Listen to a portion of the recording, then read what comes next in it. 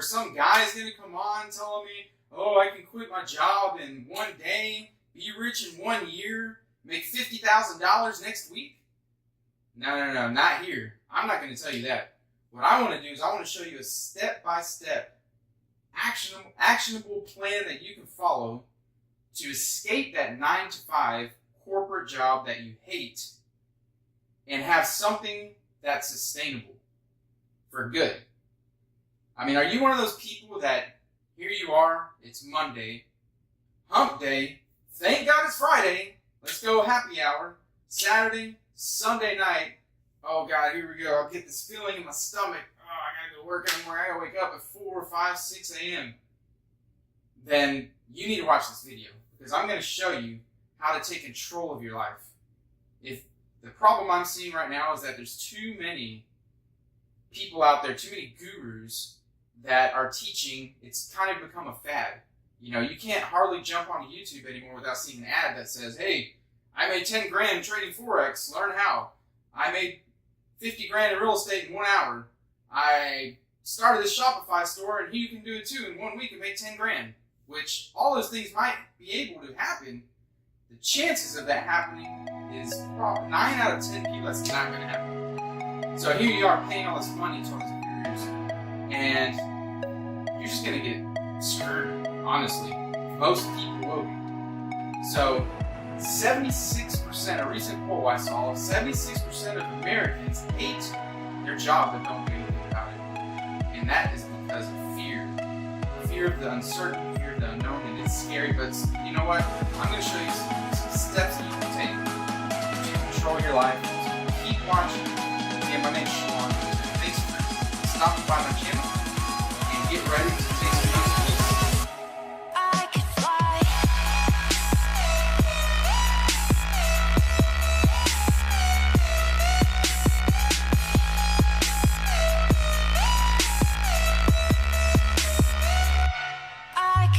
Alright, what I'm about to go over is really simple, actually, but what it does take is a ton of hard work and 120% dedication. And if you're married, your spouse has to be on board with this too. You both have, that's actually the first thing in finance, in my opinion, is that if you're married, you and your spouse need to be on the same plan, the same financial plan. I mean, y'all have to be going the same direction. I mean, if one spouse is fully dedicated to one way of finance, you know, they're really trying to cut out the debt, they're really trying to save, they're really trying to do something, but the other spouse doesn't care, like, whatever, and they go spend money like crazy, it's not going to work out. Just plain and simple, that doesn't work. You have to get together. You actually have to put your finances together. Having separate accounts and all that, that doesn't work out. That's for another video, another time. So let's go over this. Again, very simple, but you have to be dedicated and you have to put in some hard work. All right, so step one, number one here, is you need to put a financial plan together. Really mainly a budget. So you need to figure out where every single penny that you spend goes. If you really want to get serious, you have to do this, okay? Because we spend money in little every $5, $10 here and there adds up. Before you know, it's a few $100s. And that few $100s will make a big difference. You'll see why. But put that budget together. Sit down, pull up your bank statements and say, all right, here's everything that's came out of my account. Where did it go? Here's my income. I know what my income is. Keep your job. Number one, keep your job. Don't leave that job. Keep that job. That's huge. Find out where all your money is going. So put together a financial budget to figure out where every penny goes. After you do that, find out how much the difference is between what you spend every month and what you make every month, and cut out the crap that you don't need. I mean, honestly, if you want to get serious with this, do you really need to go out to dinner every single night? Do you really have to have that Starbucks every single day? Do you really have to go to the movies every weekend? I mean, these are the things it takes. So, find out how much can you cut out and save. Even if that amount is only $25 a month, that's a start. You got to start. Okay? Number 2. Save every single penny you can. That leads off from number 1. Number 1 is budget, but then you got to save every penny. But why are you saving that? You're not saving that money just to save it and grow a bank account. Who cares about that? You're saving it because you want to eventually put that money to use somewhere. So you want to save to invest it into whatever is going to get you out of that job that you hate. Save to invest. Okay, number 3. This is where you want to find what is that vehicle that's going to get you out of that job. I mean, you can't just be blind. You can't be blind. You can't just go out and say, well, let me just start budgeting, let me just start saving, and not have any reason. Really put your head down, think about it. What do I want to do? Do I want to start a business that, is there a business I've always wanted to start in my life? Have I always wanted to get into real estate investing? Have I always wanted, to start an online store? Have I wanted, whatever it is, there's many, many, many things. Figure that out. Maybe you already know.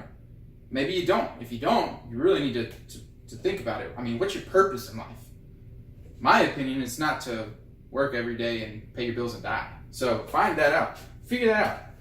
What is your niche to get you out that's going to save you from your job? Right? Is it a business? Is it real estate? What is that niche? Figure that out. You got to find that out. For me, it's real estate. I love real estate. Okay? Number 4, what you want to do is start this on the side. Okay? You don't want to, like I said, just jump in. If I had to start all this over, this is exactly what I would do. You don't want to just throw away your income from your job. Trust me, it makes it a lot easier when you have income. And I'm not one of these guys that's going to say, bash your job and, Jay, just over broke. That's what it stands for. It sucks. You need to quit. It's horrible. It's a lot. I mean, because what good is it? Yes, if you put yourself in a sink or swim position, they say, what are you going to do? Unfortunately, a lot of people are going to sink.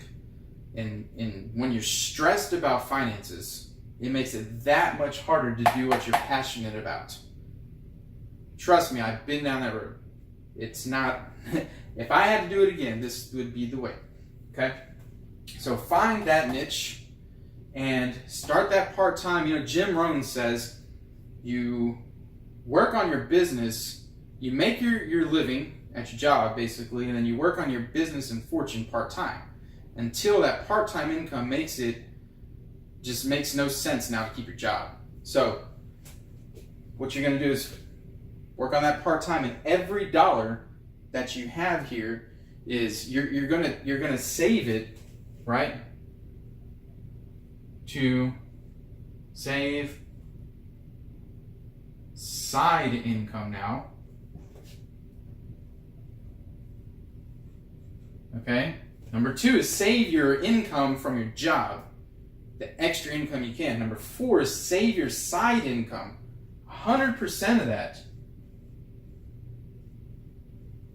You want to save 100% of that, not touch it, and reinvest that back into this business or whatever it is that's giving you this income. You want it to keep revolving. Save 100% of it, reinvest it back in there to help it grow more. Now, because it takes time. That's the thing. These take time. I'm not going to ever tell you that you're going to start a part-time business and you're going to get rich in a month and you're going to quit your job and you're going to laugh at everybody when you're leaving out of there like you just hit the lottery.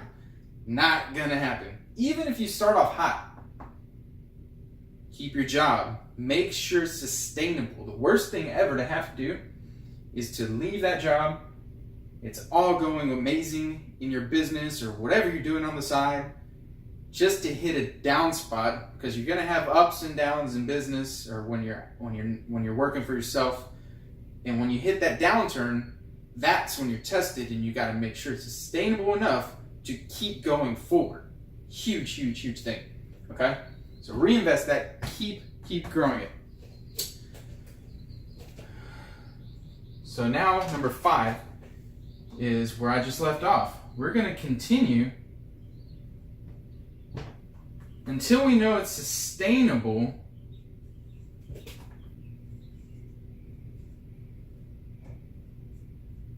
for 6 to 12 months, right? After you're making money. You want to, and this is after you replace your income. So once this makes what you're making at your job, okay, this kind of goes hand in hand here, replaces your income. If you're making at your day job right now, let's say you make, I don't know, $3,000, just say for example.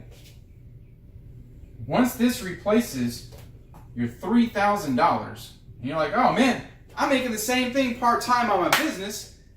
Let's quit my job. Pump the brakes. I don't recommend it at that point. It replaces your income, but you want that to be sustained for 6 to 12 months minimum. Because you can hit a couple good months and just want to jump ship. I get it.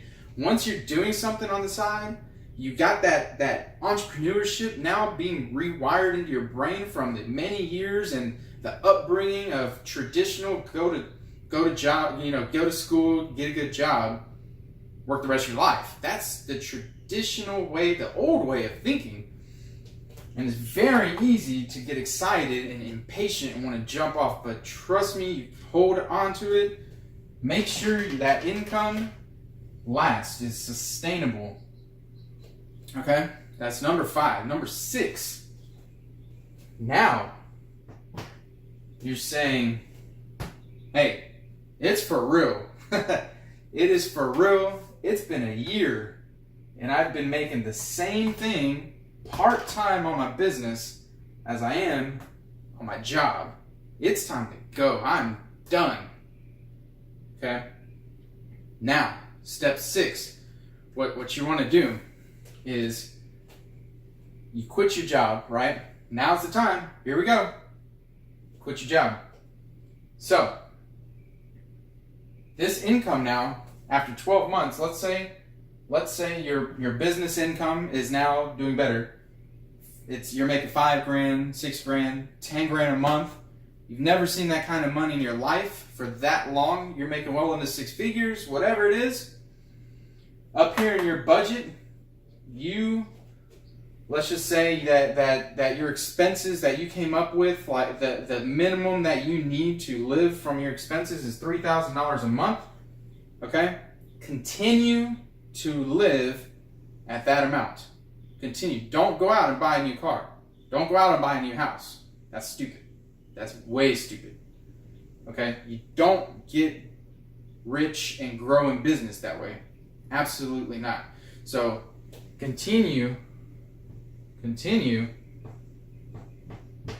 to live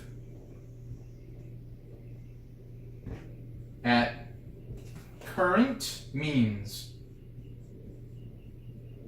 Okay? I'm not telling you to go and live below your means. I'm just telling you, do not increase your expenses. Don't do that. Like I said, if now you're making $10,000 a month, your expenses is $3,000, you got $7,000 in addition every month, keep that going. Keep that going. You're essentially financially independent at this point. If you go out and increase this to 6,000 or 7,000,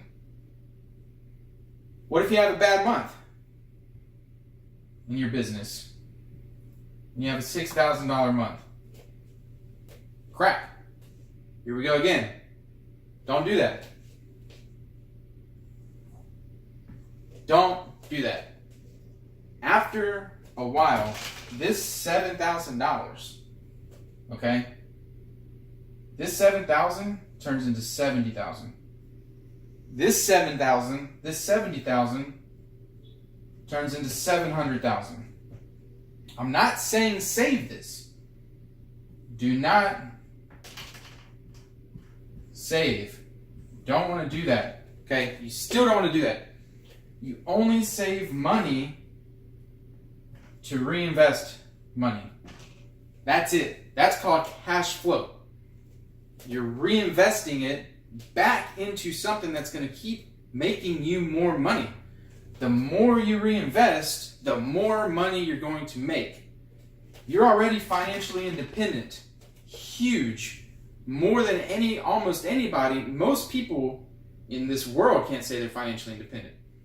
You're already financially independent. Okay? Now you're continuing to grow that. And you say, well, why do I want to have 700,000? Why do I want to make all this money? If you don't already, you should. Everybody complains about the world right now, but what are you doing about it?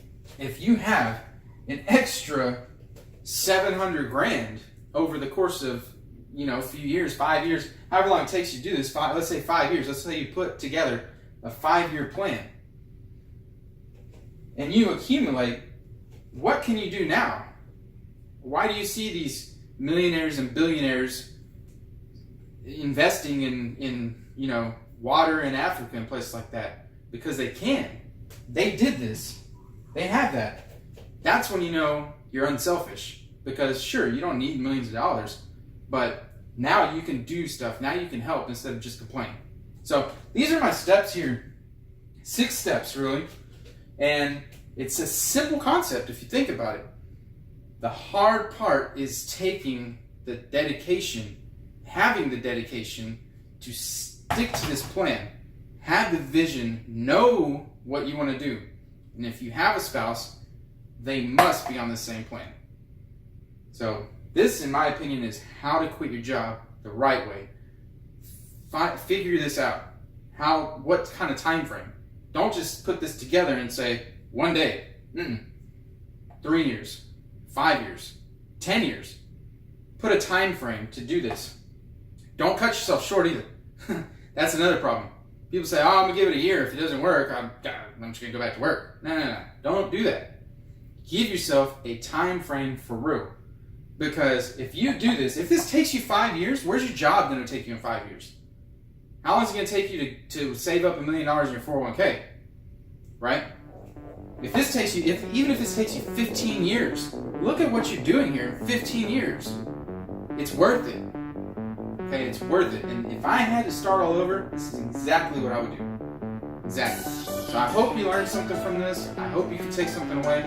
Please subscribe to my channel, like this video, share it, talk about it with your family and friends, and leave some comments. Comments on it. I want to hear what you have to say about it. I want to discuss this with you in the comment section. And stay tuned. I'm going to have a lot more videos come up with real financial education. I don't like all this guru stuff. So, real financial education that you can take with you. So, thank you again for watching, and have a great day.